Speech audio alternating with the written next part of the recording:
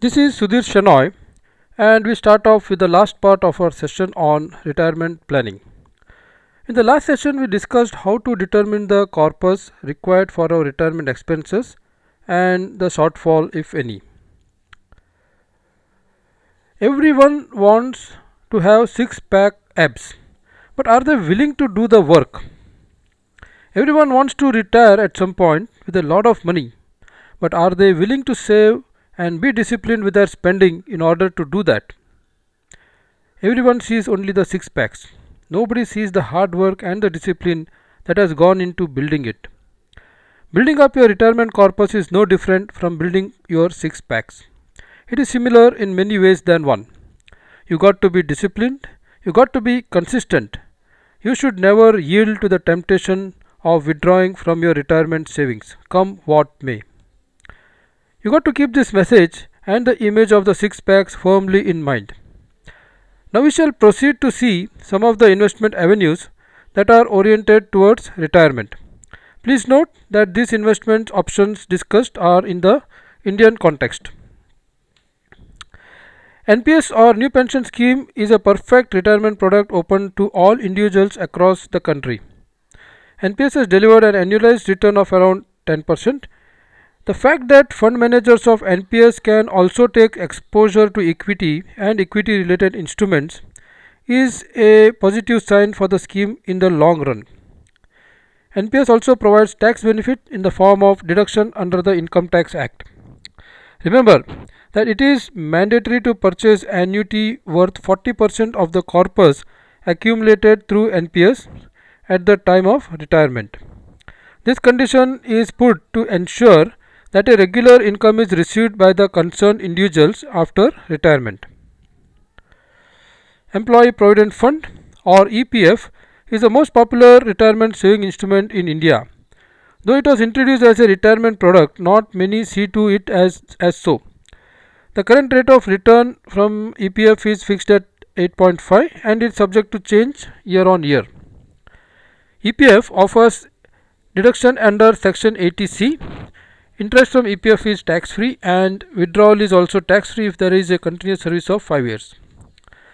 Unlike NPS, EPS does not have any restrictions such as mandatory purchase of annuity. However, it is advisable to stay invested in this scheme by opting for EPF transfer whenever there is a change of job. This would ensure that you reap the benefits of guaranteed returns along with the power of compounding. Equities. No matter how many financial instruments you pick, none of them can match the returns provided by equity related instruments such as stocks and mutual funds. While investing in these instruments, make sure you pick products for the long term, that is at least 10 years or more, and your emotions are under control during this period. This does not mean that you have to stick to the product even though it is not performing well. Review the product every year or switch to a better product only if something has gone wrong fundamentally. Mutual funds also give you an option of monthly SIP or systematic investment plan where you can invest in a disciplined manner for your retirement. Profits on equity related products are also tax free if you have held them for more than a year. Also, never get into the speculation mode while investing in equities. In this regard, the following quote is very relevant and profound as it comes from a very experienced equity speculator. He says, "Before getting into the share market, I had a lot of money and no experience. By the time I came out of the share market, I gathered a lot of experience but had no money left in my pocket." I hope the message is amply clear. ETF or exchange traded funds, popularly known as ETF or exchange traded funds, are also a good option for accumulating corpus for retirement. In India, ETF can be done through index or gold. Index ETF tracks the index and gold ETF invests in gold. You can invest in ETF by purchasing units every month. You would thus benefit from the cost averaging rather than investing in bulk and entailing the risk of timing the markets. As discussed earlier in the session on debt management, bond is a type of loan taken from the individuals by a company or government and giving you some interest for the loan. Many of these bonds are for 10 to 15-year durations. Some of these bonds offer interest rates in excess of 10 to 12% per annum. Before investing in bonds, do check the ratings of this bond to ensure that it matches your risk profile. In addition to the above, there could be other options like real estate funds, metals like gold, silver, etc. But each one has got associated risks, and you got to be aware of the magnitude of these risks vis-a-vis your risk appetite before venturing into these options. Once you attain your retirement age, it is time for you to realize your retirement corpus that you have accumulated by investing in the investment options discussed before, and turn them into avenues which would fetch you a regular income. Let's now look at a few options where you can put your money after your retirement.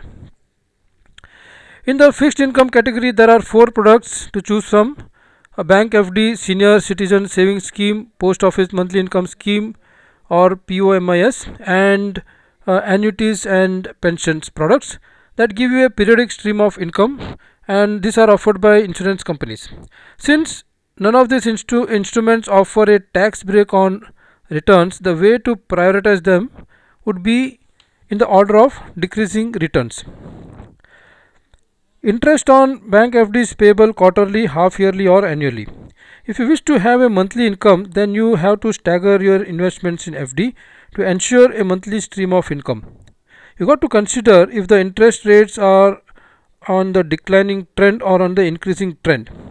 If they are in a declining trend, it would be ideal to go for long term deposits so that your rates are locked and you continue to get the same rate of interest that prevailed at the time of opening the account, even if the rates continue to decline during the tenure of the instrument. The senior citizen savings scheme was introduced in the year 2004, and this is your next best bet. It gives you an assured rate of 9% per annum for 5 years, which can be extended by another 3 years. SCSS has been a favorite amongst financial planners for a long time and is almost a must have for senior citizens seeking regular income. If you are keen to know the more details about this scheme, then you may want to check up the details at this site. We next see POMIS or Post Office Monthly Income Scheme. This offers a rate of around 8% per annum. It is payable monthly. It adds a bonus of 5% on the principal amount, taking the net yield to about 8.9%. The maximum investment is 4.5 lakhs in a single account and 9 lakhs in a joint account. These products, annuities, these products look attractive, but they are still underdeveloped in India. Annuity products are mostly available through pension plans. You invest in a pension policy, and on maturity you can use the corpus to buy an annuity. Only few insurers offer immediate annuity products with which you buy ready corpus.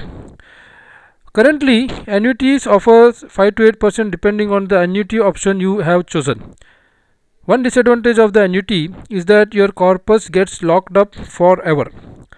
However, this can also be looked upon as an advantage in certain contexts where huge corpus is received by an illiterate person and relatives are waiting to pounce upon the money.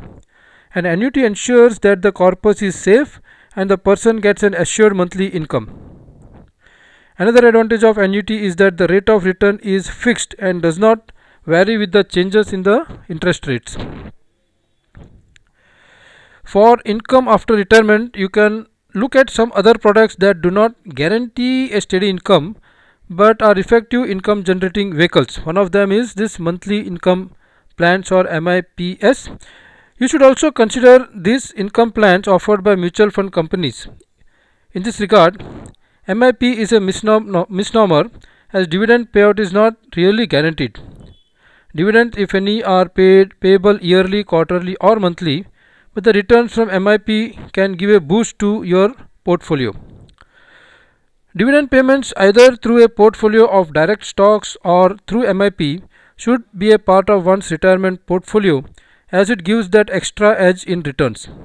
About 15 to 20% of one's retirement income portfolio may consist of either a dividend paying portfolio of stocks or for risk taking senior citizens or dividend paying MIP or for moderate and conservative risk profile investors, as MIP generally has 75 to 80% of its money in debt and the rest in equity and cash. For asset rich, cash poor senior citizens, the reverse mortgage product is an effective post retirement investment vehicle.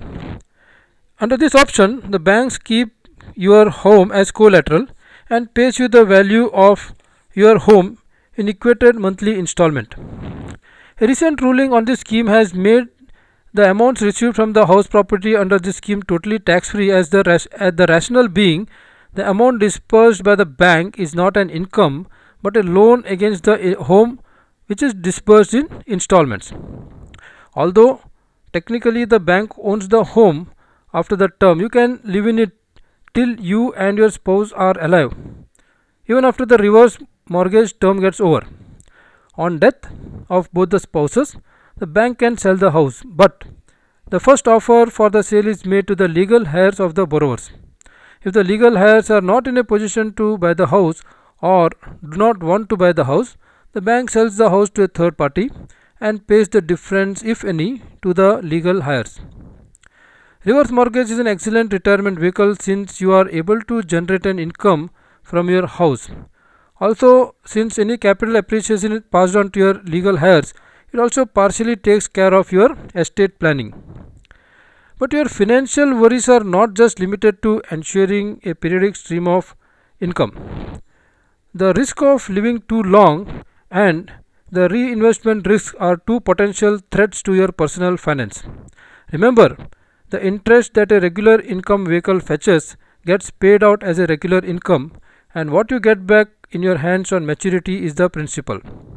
The principal will fetch you less than what it could have, say 5 years back, owing to inflation.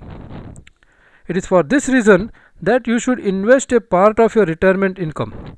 You need to give a kicker to your retirement corpus to stay afloat. Investments in income bearing instruments should be at a level which can take care of your regular expenses.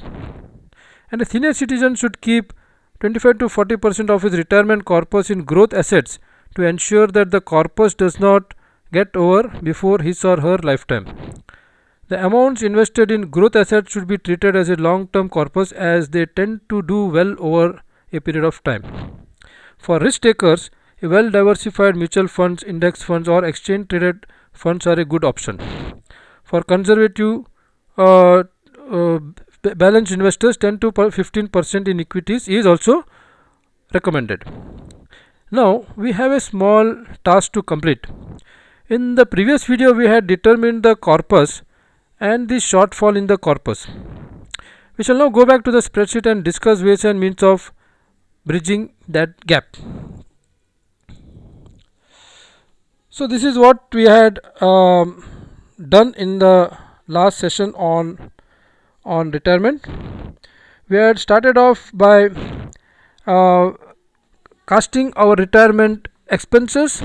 We had factored in the inflation here, and then we had determined the required corpus. We had determined 14.06 crores as a required corpus, and then we had taken a stock of our existing investments, determined their maturity value at retirement, and then determined the shortfall, which was 9.23 crores. Now we are aware that there is a shortfall. Now suppose you have say 6 lakhs that you can spare every year to invest for retirement. How should we do that? First, you select the buckets meaning the investment options, equity or mutual funds or debt. For the purpose of explaining this, I have taken 3 different buckets here. And equity, which is estimated to return about 20% per annum on an average. Mutual funds I have taken 12, although it could be more, and That I have taken a conservative 6.5%. The number of years for retirement was 20 years. As we have seen here, 20 years is the difference between your current age and the chosen age of retirement. Now suppose you decide to distribute this 6 lakhs every year, invest into every year into 2 lakhs, 2 lakhs and 2 lakhs into equity, mutual fund and debt. Then annually you get a you will this amount would accumulate into 4.48 crores at the end of 20 years.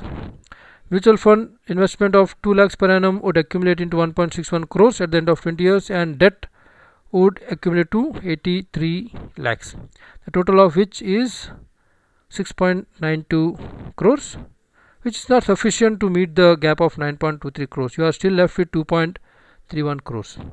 Now you can perhaps still achieve your goal, or you can bridge the gap of 9.23 crores by having 6 lakhs every year, but you need to kind of redistribute the investment, or you have to revise the investment pattern by, say, increasing this by from 2 lakhs to 2 lakh 50,000, and you have to reduce one of these. Let us reduce the debt by 50,000. So now you are left with a gap of 1 crore 40 lakhs.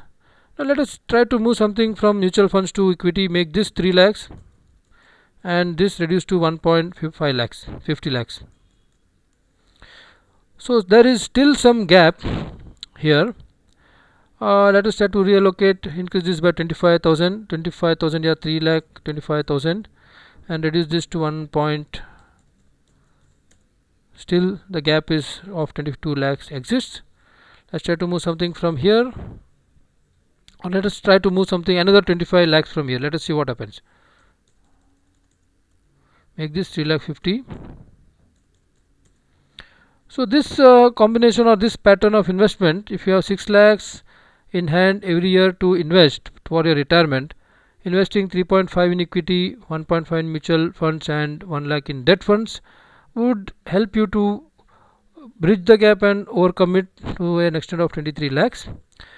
You should not have a problem with this, because your investment horizon is 20 years, and taking a exposure in equity is okay, because you got a long time to go and you can weather the ups and downs in the equity market. And over a period of years, the amount of investment that you can keep aside for retirement would definitely go up from 6 lakhs to maybe 7 lakhs, 8 lakhs, 10 lakhs, as your income also would keep increasing. So as you say 10 years from now, you may want to reduce your exposure in equity and increase your exposure in debt and mutual funds.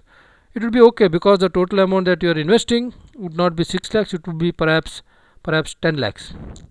Now what is this table here is just put here just to validate whether these formulae are correct.